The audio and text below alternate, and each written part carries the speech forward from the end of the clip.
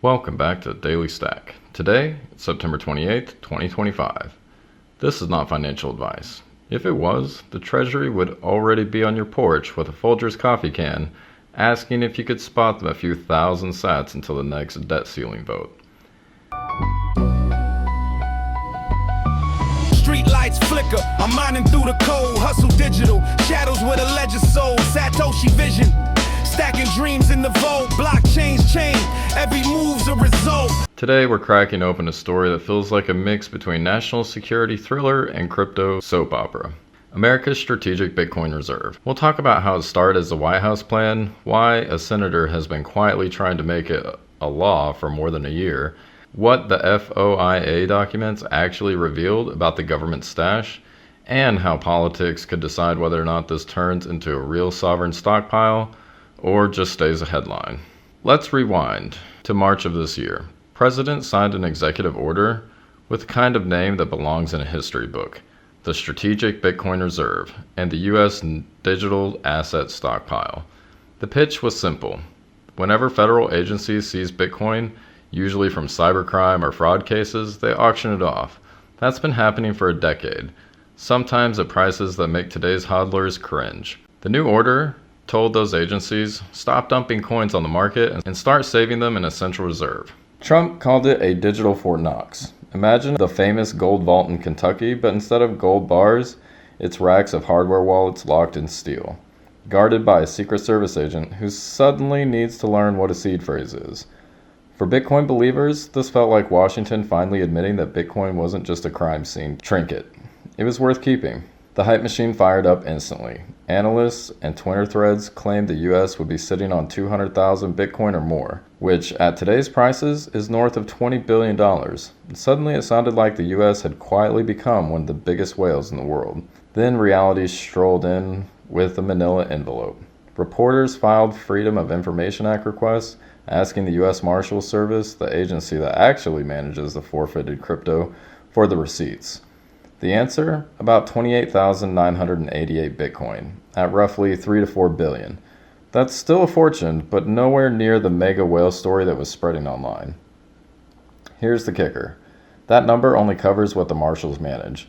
Other agencies have their own wallets. IRS, Criminal Investigations, Secret Service, Homeland Security, all holding seized coins tied up in legal processes. A blockchain tracking firm, Arkham Intelligence, thinks the government stash could be closer to 198,000 Bitcoin. That's an on-chain estimate, not an official audit. It's like opening a treasure chest and finding a tidy pile of coins with a note that says, "More treasure scattered in other caves. See map." So America officially has a digital Fort Knox. But when you open the door, the floor isn't exactly creaking under the weight of Bitcoin just yet. That's the gap between the idea and the reality. Now the part of the story that often gets overlooked. Long before the FOIA headlines and even before the executive order, Senator Cynthia Lummis has been championing the concept of a Bitcoin reserve. She didn't just jump on the bandwagon after the hype. She was out in front pushing for national strategy while most of Congress was still debating whether or not crypto was real, money, or a fad. Her proposal called for something far bolder than simply hoarding seized coins. She laid out a plan for the Treasury to acquire 1 million Bitcoin over 5 years, roughly 5% of Bitcoin's total supply.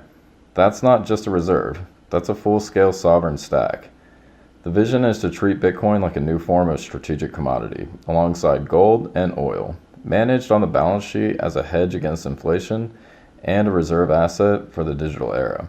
She pitched it as a national play to secure a foothold in the future of money, not just an accounting trick. But the bigger the vision, the bigger the resistance. 1 million Bitcoin at today's prices is a bill north of 100 billion. Lummis argues that it can be funded by reallocating federal assets, not new taxes. But in Washington, that's like saying, we'll pay for the new stadium by raiding the library budget.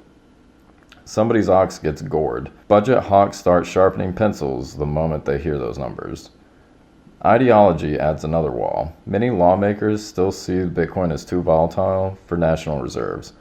Others dislike the idea of government centralizing a decentralized asset. And in the crypto community itself, some diehard decentralists think the government owning that much Bitcoin tilts the table away from the grassroots ethos that birthed it. Add to the practical headaches, how do you custody that much Bitcoin safely? Who controls the private keys? How often does it get audited? Who decides if and when the government ever sells some? Even crypto veterans know that moving and securing large amounts of Bitcoin is no small feat. Now picture doing it with a Senate hearing breathing down your neck. All that means the bill's path forward is rocky.